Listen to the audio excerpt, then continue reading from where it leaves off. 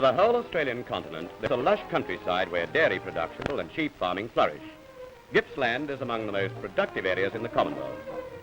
Its herds of cattle represent real wealth, the wealth which comes from the soil. And the men who farm this land, who tend its flocks, are served by prosperous towns and townships. Warragul is such a town. Druin is such a town. And to the eastward lies another town with a special importance to the whole state of Victoria. It is Yallourn. Yallourn is 87 miles from Melbourne in distance, but it is the nerve centre of the state because it is the main source of Victoria's brown coal and a vital source of power. It lies in the Latrobe Valley, which is fast becoming one of the most important industrial centres in Australia. Here is brown coal in abundance. In this valley, it is estimated that there are 27,000 million tonnes of it in easily accessible thick seams and only thinly covered with overburden. For this reason, the open cut method of winning coal is the obvious one. In these seams of the Yallourn open cut, it is easy to observe the accessibility of the coal and the tremendous undertaking which has resulted from it. Coal was discovered here in 1866.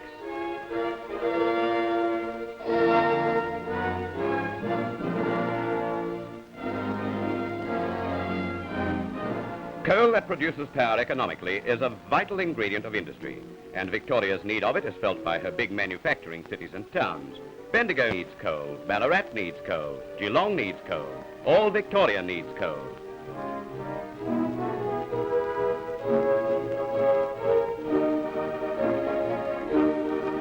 Electricity is generated from it at Yallourn and thence carried by transmission lines, one of which goes to Richmond Terminal Station and one to Yarraville. Brown coal briquettes are made at Yallourn and sent over the whole state to meet fuel needs. At Morwell, a few miles from Yallourn, a vaster field for winning brown coal is being laid bare. It is part of the vast plan for Latrobe Valley development that will increase both productivity and population. The most modern machines of today are busily at work removing the overburden. Beneath about 40 feet of earth, there lies an unbroken deposit of coal averaging 380 feet thick. It is planned to excavate 320 feet of this deposit, and some 4 million tonnes of raw coal will be taken out each year from the open cut. Much of it will be made into briquettes. The rest will be converted into electric power. The area being exploited covers about 40 square miles and is estimated to contain 6,000 million tonnes of coal and includes the thickest known seam of coal in the world, some 800 feet thick. There is coal in Gippsland. Coal for industry, coal for gas, coal for home heating,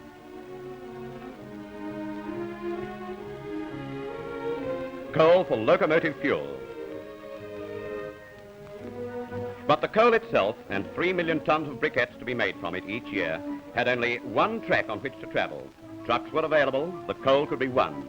The need for more rail transport was urgent and increasing. Send down the coal, send down the coal, send down the coal.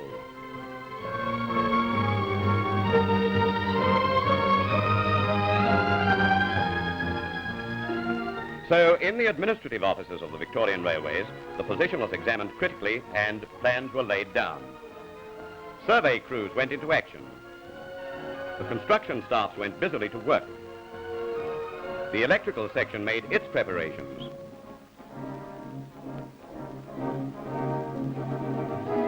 It was decided to duplicate the line from Morwell towards Melbourne, to build a direct spur line from Moe to Yallourn, to build a new marshalling yard at Yallourn, and to electrify the whole line from Melbourne to Yallourn and Traralgon and equip it with power automatic signalling. Electrification because electric traction is most economical where a great density of traffic has to be handled.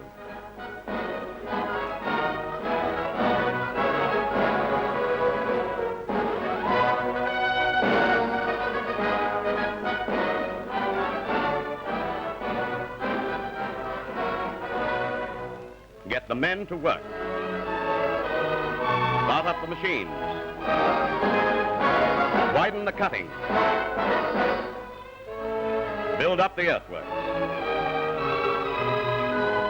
The duplication of a railway track is a major undertaking. Railway construction work is a machine-sized job in a mechanical age. The land must give place to the railway. Trees were pushed down, the soil forced bodily aside, and the earth driven into the scrub. The ground was levelled off to carry the new track. The picturesque old bridges of the single track were replaced by new structures, able to carry the duplicated track and designed to conform to the standards of a more modern age.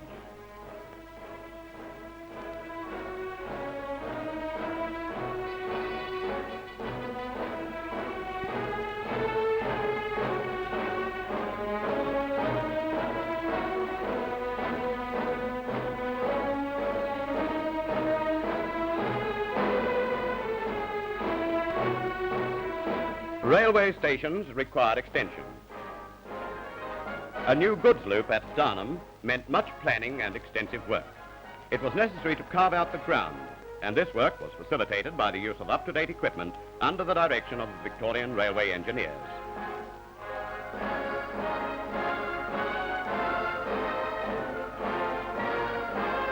The modernisation of such stations as Druin included the construction of new platforms, a new pedestrian subway, and the replacement of a former level crossing by an overhead traffic bridge at a little distance. This work eliminates the accident risk of the former level crossing and gives a country town the facilities usually found only in the suburbs or the cities.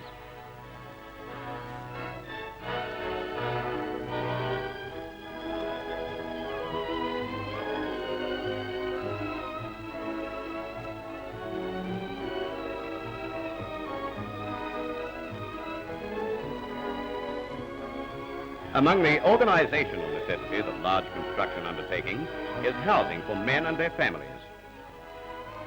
Prefabricated houses were brought from abroad and were erected by the Railways Department.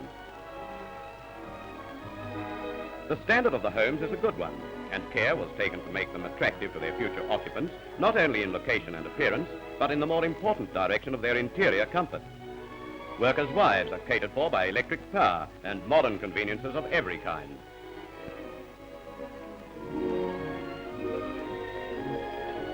On this background of domestic comfort, the railway employees maintain a vigorous interest in their work.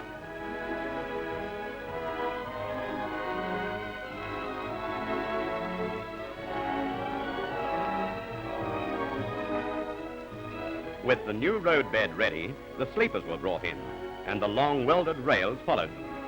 Laying rails is a job calling for teamwork and strength, as the plate layers fix the heavy steel rails in position. Over 1/3 sleepers were used, and 26,500 tons of rails were laid on them. It required 5,000 tons of rail fastenings to secure them, and in the course of the undertaking, 2.5 million cubic yards of excavation and filling were involved. The rails themselves are welded together into long lengths that reduce noise and vibration. The spring steel spike is a new form of spike holding the rail to the sleeper. It is being experimented with in this track.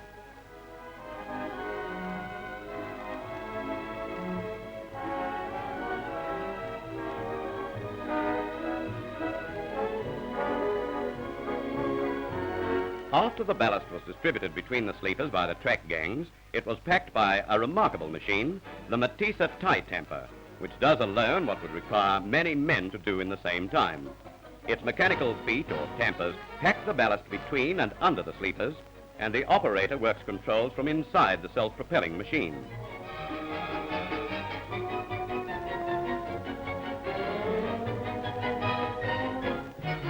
And so the single track becomes a duplicated track, opening the way to faster transportation of coal and goods, swifter and more comfortable carriage of passengers, the improvement of conditions for dwellers in the country towns. In some places, the levels of the tracks were radically altered in order to give advantage in grading for the heavy loads carried on the tracks to Melbourne. In other words, to make grades easier to climb and journeys quicker, an important point for goods and passengers alike. Besides, less engine power is needed.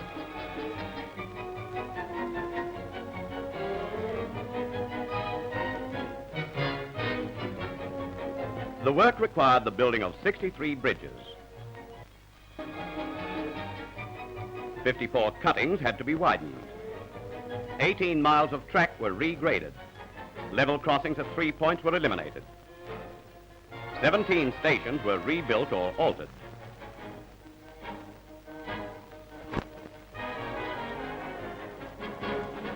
Provision was made for hauling vast quantities of briquettes from the Morwell plant when it is developed. The engineers of the State Electricity Commission built a high bridge, and the Railways Department built its track in conformity with their joint plans.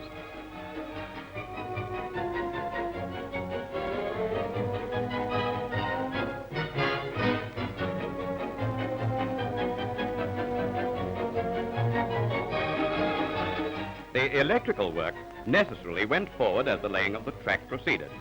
The electrical engineers planned the work to a closely coordinated schedule.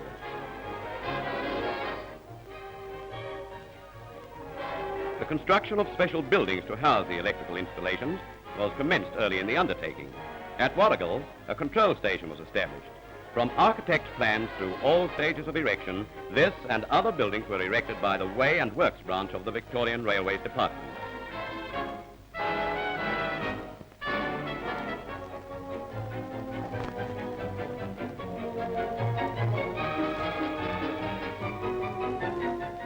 Electrical substations were required, and these and their equipment, all designed by the Railways Electrical Engineering branch, were also erected.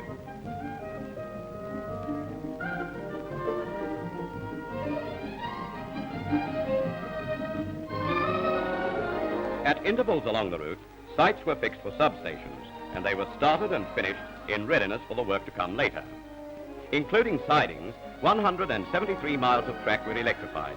And in this total, there is included a length of 67 miles of new track. Tie stations were also erected as part of the undertaking. Among the requirements of these sites is accessibility by road, so that engineers can reach them rapidly when the need arises. Detailed surveys were then made by the department's civil engineers, who carried out the actual building work. In addition, they prepared the concrete bases to carry the overhead auger, which can bore holes 3 feet in diameter, was employed to drill out holes beside the track. And in and above these holes, foundations for masts were made. This method, much more economical than sinking masts into the ground, provided foundations complete with bolts in exact position to receive the masts which later carried the overhead structures.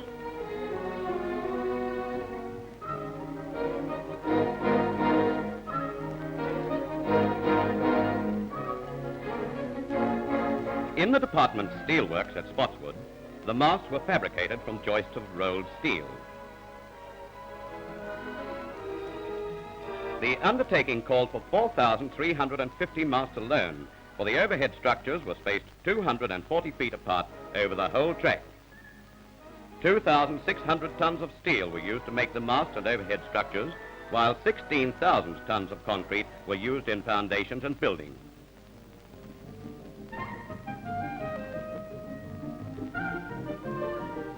When the mast and overhead structures were in position, the installation of the overhead equipment began with the suspension of these porcelain disc insulators. They are provided to insulate the overhead wiring from the steel structures. The porcelain is cemented into a metal cap which hangs by a galvanized steel pin from the steel structure. Into the lower side of the porcelain, a metal stem with an eye at its lower end is cemented. From this eye, another similar insulator hangs, and below this a stirrup which holds the catenary cable.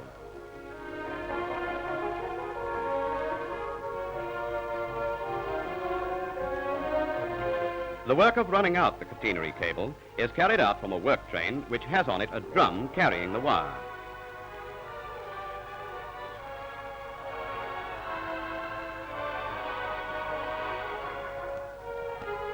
The train pays out the cable from one insulator to the next, the cable running smoothly over pulleys which are used temporarily to facilitate the erection of the cable.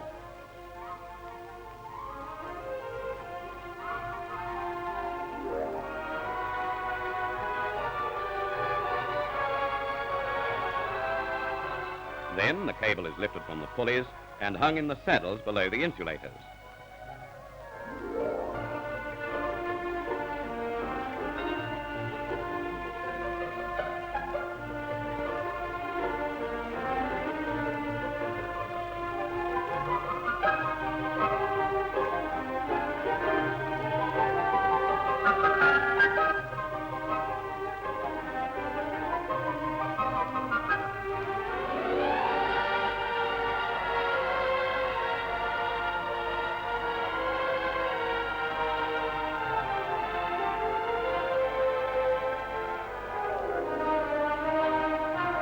There are 400 miles of catenary and contact wire in the project, 200,000 droppers and fasteners, and 23,000 insulators.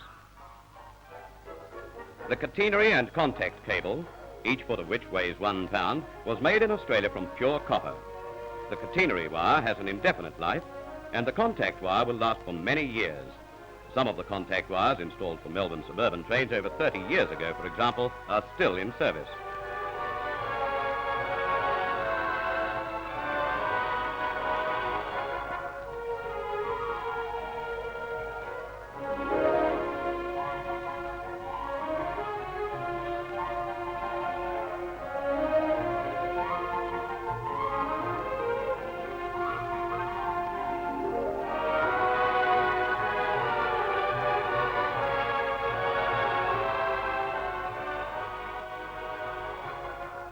When the catenary wire was in position, the electrical gangs followed with the contact wire, with which the electric locomotive's pantograph actually makes contact.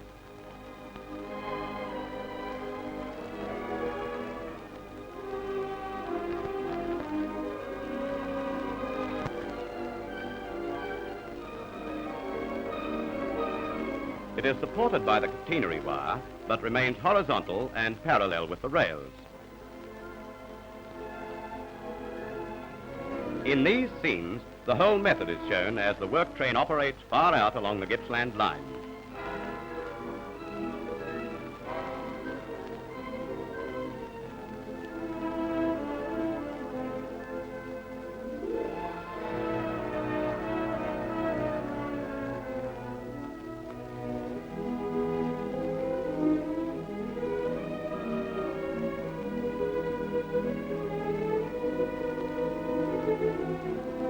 Here is the principle on which the electric locomotive operates. This is the railway track on which the train runs. This is the contact wire held up by the catenary wire. Here is an electric locomotive. The contact wire is now alive, but the locomotive is not taking current from it. The driver now operates his control lever. Electric current flows down from the contact wire, passing through the motors and driving them, and returns along the rail to its source.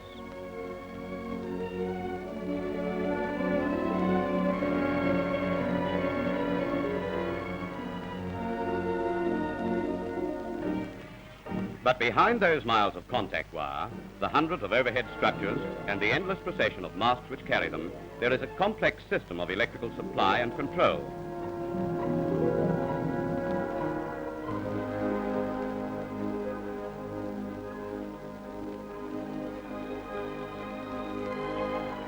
Power is needed to run the trains.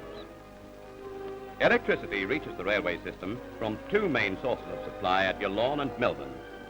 The railway substations receive this electricity as alternating current at 22,000 volts.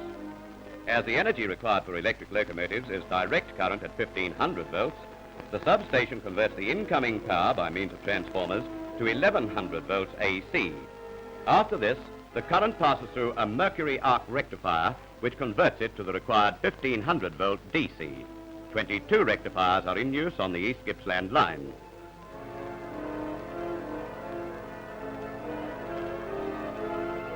This is a simple explanation. The cylinder in the middle represents the transformer, which is actually two coils of wire, one within the other. It reduces the voltage of the electricity which passes through it. Now, watch the white line representing AC, or alternating current. This is current which comes in cycles or waves. It passes into the transformer at 22,000 volts. Now it emerges still AC current, but reduced to 1,100 volts. Then it goes to the rectifier, which is like a radio valve on a mammoth scale. It leaves the rectifier as direct or continuous current at 1,500 volts, ready to be fed into the contact wires above the track via contact breakers. At each substation, there is a switch yard with circuit breakers, which control the supply of alternating current power. The tie stations also contain circuit breakers, but not transformers or rectifiers. The electrical system reaches its central core in the control room. Any faults which may occur reveal themselves instantly and are shown on the board which confronts the operator. The control officer is on duty all the time. Should a fault occur, he is there to correct it. Here is an example. A short circuit may occur because of lightning. The circuit breakers operate in a flash, from 1/10 to 1/100th of a second to disconnect the faulty section.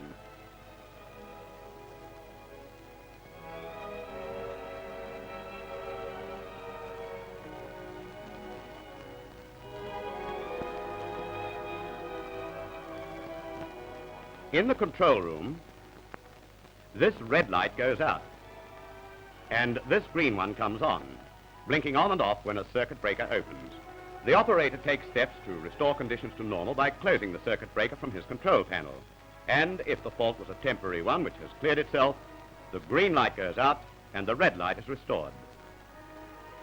Train running is restored in seconds by the efforts of one man operating the equipment which controls the whole system from a room which is sometimes many miles from the fault it corrects. With the electrical system complete, the Gippsland duplication project becomes an actuality, providing fast haulage with English-built electric locomotives capable of speeds of 75 miles an hour.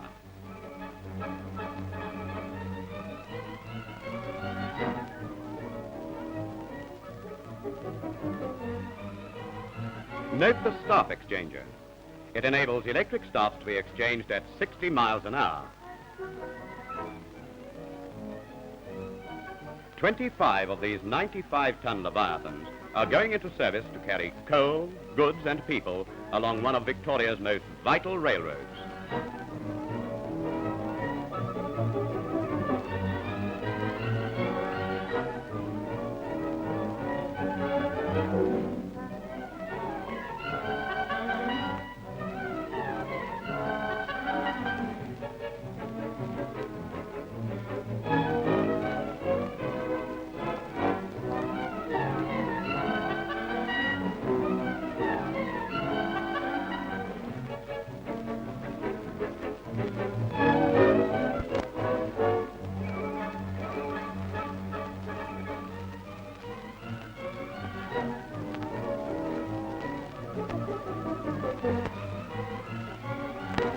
The Gippsland coal is coming through.